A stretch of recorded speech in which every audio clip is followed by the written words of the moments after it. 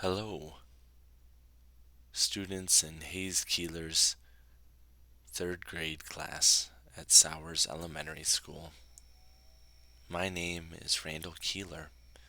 I am one of Hayes's uncles. I live in Freeman, South Dakota, a little town of about 1,300 people, so about the size of the city of Toluca, there in central Illinois.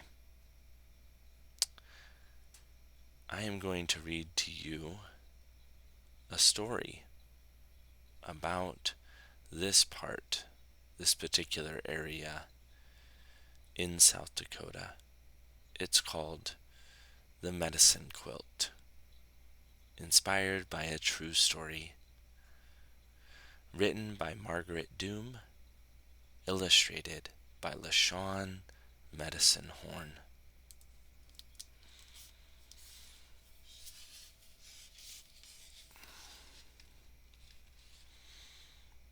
The introduction to the book includes a quotation from Nicholas Black Elk, an Ogallala Lakota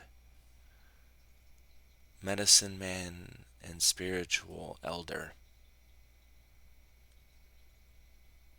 who lived from 1863 to 1950.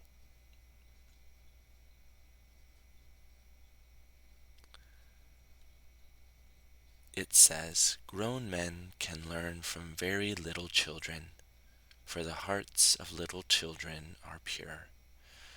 Therefore the Great Spirit may show to them many things which older people miss." Let's begin.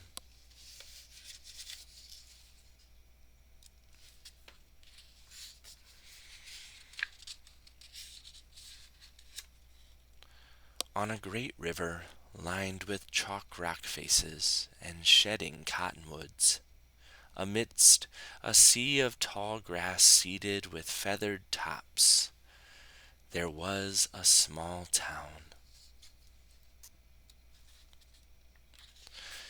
In the town there were those born of that land and those who came to it as strangers long after. Between the two groups there was never peace. Among themselves they told stories of each other and how they had come to have so much anger between them. As time passed, the divide grew as wide as the river and as tall as the grass, rooting deep in the hearts on both sides.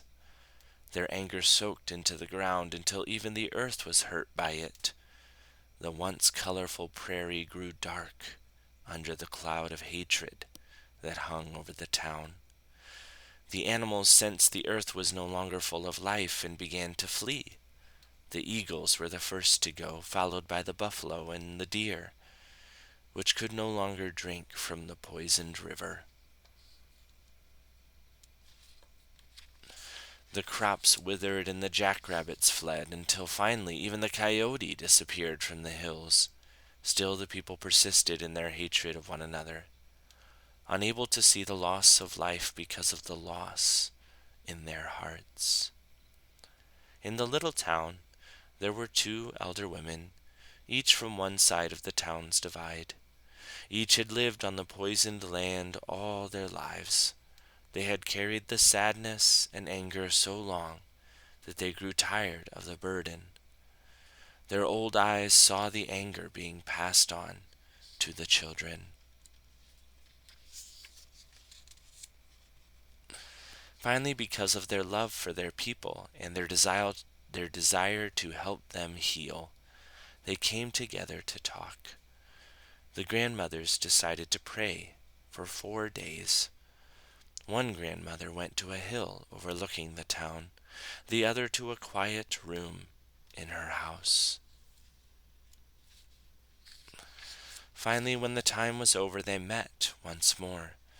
The first grandmother said, "I know that I am very old, and I am afraid the people will not listen to me, but I have had a vision of sewing a great quilt."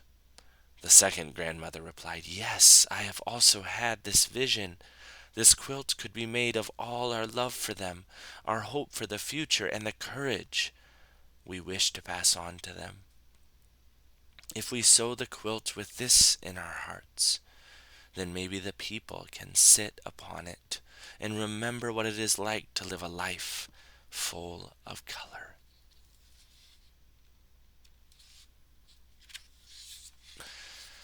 The grandmothers gathered the fabric from their homes, tearing apart their own clothing so that they would have enough. Then together they went to the very middle of the town to create the quilt. The work was slow, as their old fingers threaded the unwilling fabric. The people of the town noticed that the grandmothers were sewing the quilt with colors that they had never seen before. As they watched the quilt form, they were afraid and did not understand what they were seeing. The little children of the town, however, were not afraid. They ran to sit at their grandmother's feet. As they watched, they touched the grandmother's hands and clung to their dresses. They were delighted by the new colors that the grandmothers were using to sew the quilt. One of the children pointed to a patch of color and said, "Grandmother, I have never seen this color before. It is so beautiful." "What color is it?" Her grandmother smiled, saying that color is love. All of us need to practice the color of love so that our hearts become strong. The young girl stood holding the edge of the quilt out like wings. She began to dance with excitement. As the quilt rippled and moved around her, the stitches began to form into butterflies. They spread their wings and flew from the quilt. The quilt grew greater and greater until it colored the center of the town. As the people looked at it, they remembered somewhere deep inside themselves what it was like when the earth was full of life and color. Cautiously they came to sit upon it. They listened to the grandmothers as they spoke of what had happened in the town. The earth began to stir as flowers grew and blossomed. The littlest of the children tugged at her grandmother's skirt. She asked in a quiet voice, "Nchi, this is my favorite one." Her grandmother leaned in and said, "Ah, that is a strong color.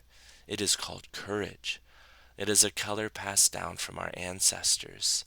They help us to feel it in our hearts, even when we don't believe it is there." One young man, whose face was tired and sad, was amazed and asked, "Grandma, Grandma, what is this one?" The grandmother replied gently to him, "That color is hope, my Takosa. Hope is for your eyes. When you know what the color of hope looks like, you are able to see far beyond where you are, to know that the future will be good."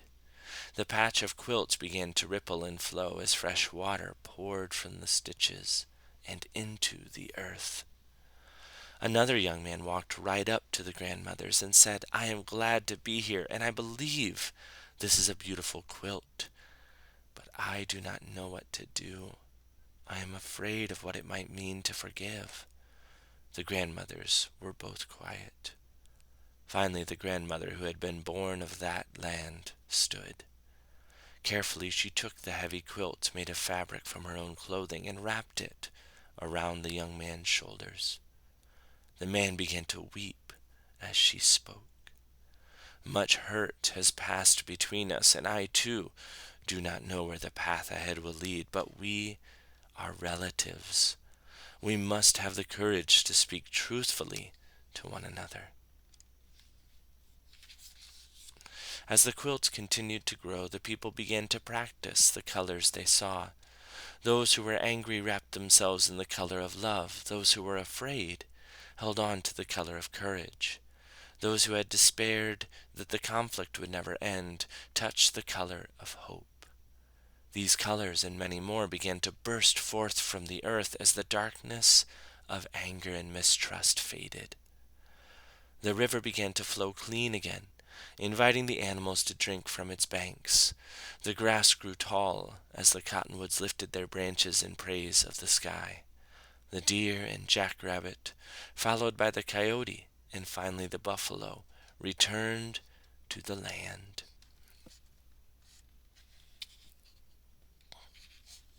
The end.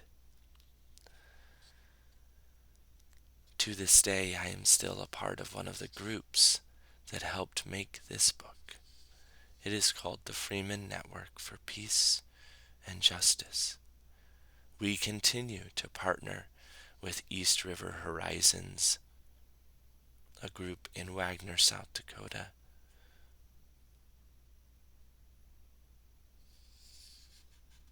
Thank you for listening, little ones.